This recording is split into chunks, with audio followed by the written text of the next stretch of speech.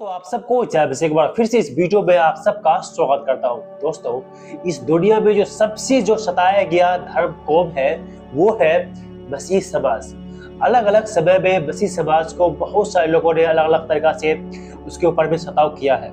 ऐसा मैं इसीलिए बोल रहा हूँ, अभी भी देखिए वर्तमान में हर एक जगह में जहाँ कहीं भी देखिए मसीह समाज है, चर्च चलाया जाता है, वहां पर आरएसएस वाले अपने कुछ गुंडे को लेकर के पहुंच जाता है, गाली गलौज करता है और आराधना सभा को बंद कर देता है। अभी 4-5 महीने से देखिए छत्तीसगढ़ के अंदर में क्या हुआ, जब से ये नंद वाला केस उजागर हुआ है और उस नंद दो बेकसूर होकर के साबित होकर के कोर्ट से रिहा भी हो गया। और वहां पर आरएसएस वालों ने बहुत जगह चर्च में घुस करके दंगा फसाद किया है, करता है और अभी भी कर रहा है और मसीह लोगों को परेशान करता है और धर्म परिवर्तन का आरोप उस पर लगाता है, जो कि सरासर गलत है, बेबुनियाद है। अभी तक उन लोगों ने ऐसा एक भी केस ऐसा साबित नहीं कर पाया है किसी का धर्म परिवर्तन हुआ है, और ऐसा मसीह लोग किसी का धर्म परिवर्तन भी नहीं करता है। इसलिए और कुछ आज महत्वपूर्ण बात आज मैं आपको बताने वाला हूँ। छत्तीसगढ़ के अंदर में कुछ महत्वपूर्ण फैसले लिया गया है और वहां पर मसीह को बचाने के लिए भीम आर्मी और मसीह समाज बहुत ही ज्यादा एक्टिव हुआ है। उसके बाद अरुण पन्नालाल जी है, ये जो ऑफिशियली काम है और मसीहों के लिए आवाज को उठाते हैं, जितना भी कानूनी कार्रवाई होते हैं इन्हीं के द्वारा वहां पर भी किया जा रहा है। और वहां छत्तीसगढ़ के अंदर में चर्च को लेकर के, हाउस चर्च को लेकर के और मसीह समाज को लेकर के वहां के पुलिस अधीक्षक ने, जो वहां के पुलिस का जो मेन हेडक्वार्टर है, उन लोगों ने वहां से क्या किया है, मसीह समाज के लिए और चर्च के लिए और हाउस चर्च के लिए कुछ महत्वपूर्ण नियम को बनाए हैं, कुछ महत्वपूर्ण कदम को उठाए हैं।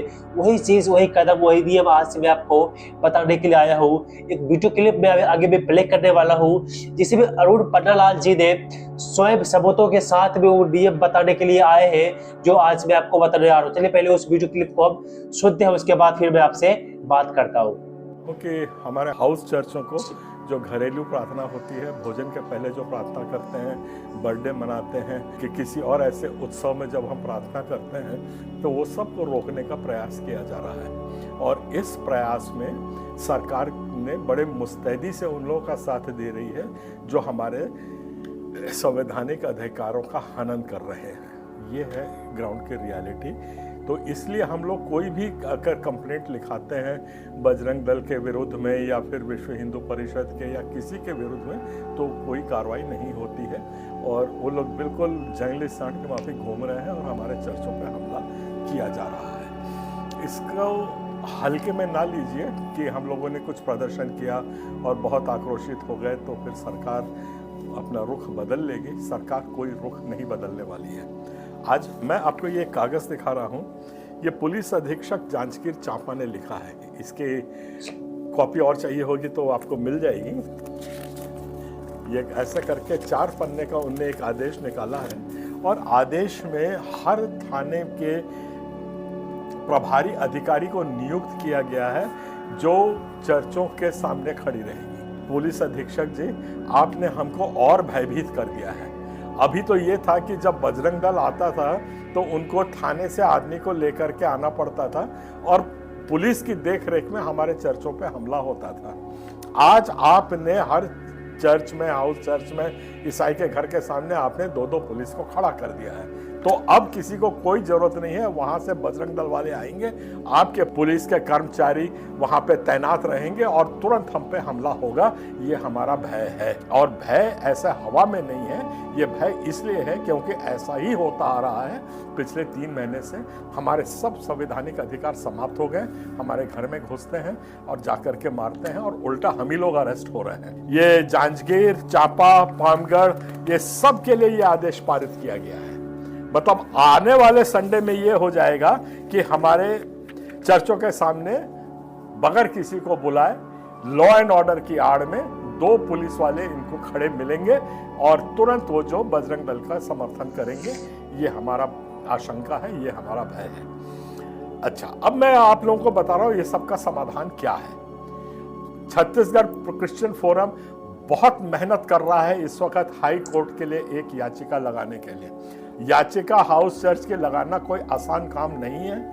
इसके लिए हम लोग करीब करीब 2 महीने से मशक्कत कर रहे हैं और इसको मैं आपको बताना चाह रहा हूं कि सुप्रीम कोर्ट के भी वकीलों से हमने इसमें सलाह लिया है। कुल जमा में ये बात हो गई है कि कोर्ट में भी ये एक आसान मुद्दा नहीं है जिस पर एकदम हाँ या नहीं पे फैसला हो जाएगा, तो उसकी हम तैयारी कर रहे हैं और हम लोगों ने ऐसे जो पीड़ित व्यक्ति हैं उन तक हम पहुंच रहे हैं और उनको पहुंच के हम ये कह रहे हैं कि आप इन फॉर्मों पे दस्तखत करिए ताकि उनके नाम से हाई कोर्ट में एक रिट लगाई जा सके। ये इंडिविजुअल रिट हर एक के लिए लगाई जा रही है। अब ये रिट क्यों लग रही है और इसका दूरगामी परिणाम क्या है?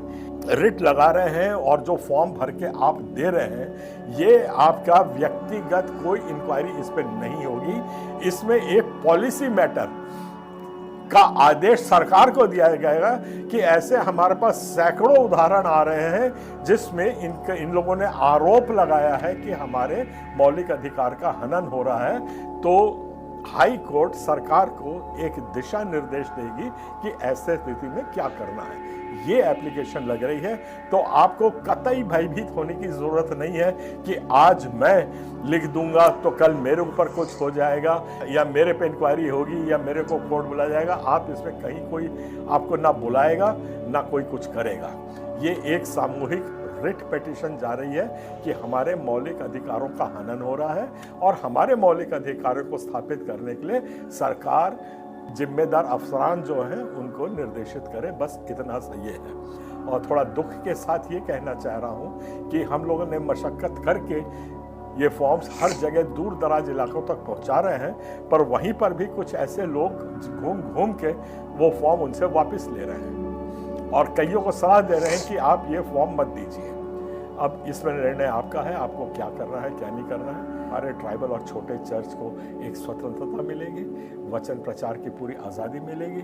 जो मौलिक अधिकार हमारे संविधान ने दिए हैं उसको हम सुनिश्चित करने जा रहे हैं कि हमारे सबसे छोटे आदमी तक पहुँचे। तो आप सब इस पे दुआ प्रार्थना भी याद रखिए।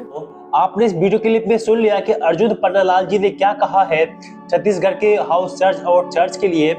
वहां के पुलिस अधीक्षक ने ऐसा एक रिपोर्ट निकाला है, ऐसा एक आदेश निकाला है, जहां कहीं भी हाउस चर्च होगा और जहां कहीं भी चर्च होगा उस चर्च के बाहर पुलिस ड्यूटी करेगा।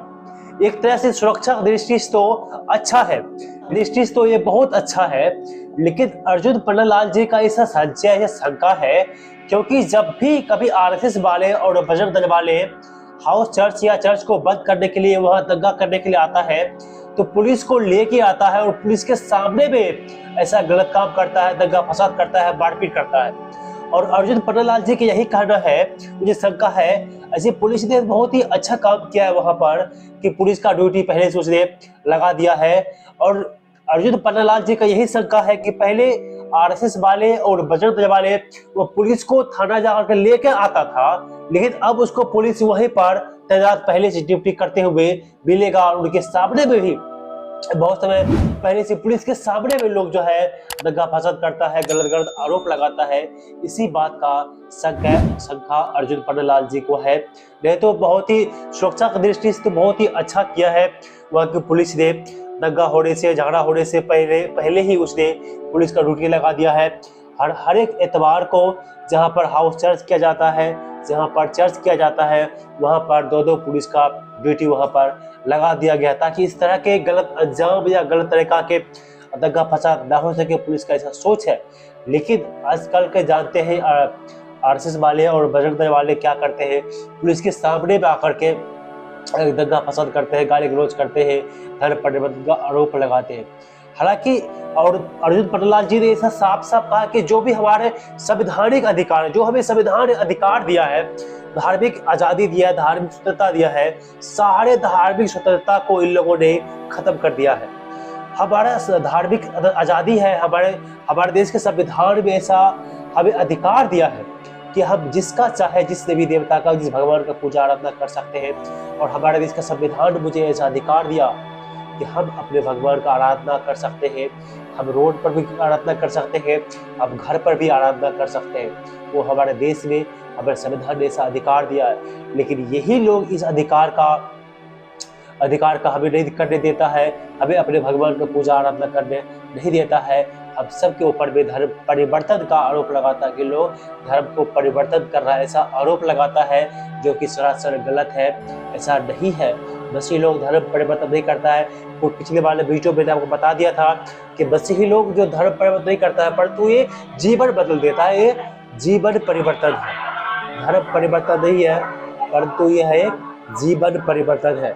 वो जो लोग मसीह पर विश्वास करते हैं वो लोग गलत काम को, चाहे शराब पीना, दारू पर पीना, गुटखा खाना, गाली गलौज करना, झगड़ा करना, वो सारे बातों को छोड़ करके सच्चाई पर जीना वो शुरू करता है। अगर कोई व्यक्ति पहले से दारू पी रहा है, झगड़ा कर रहा है, गुड्डे वाला काम कर रहा है, वो चर्च में जाने के बाद क्या उसका धर्म बदल गया? इसको आप क्या कहेंगे?